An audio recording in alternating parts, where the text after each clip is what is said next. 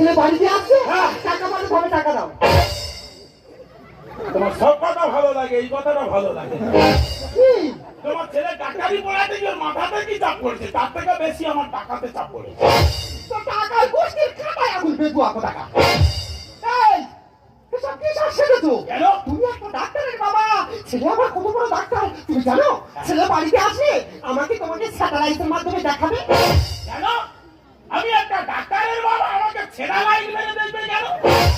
ভগবান, স্যাটেলাইট নয় গো, তুমি যে বলছো ছেঁড়া লাইট মেরে দেখবে, স্যাটেলাইট সেটা কি আছে? মানে আমাকে তোমাকে বড় পর্দা মোবাইল টিভির মাধ্যমে দেখাবে।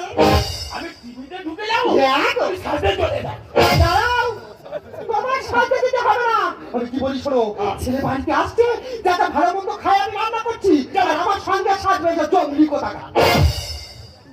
এটা ভালোবেসে বলেছে।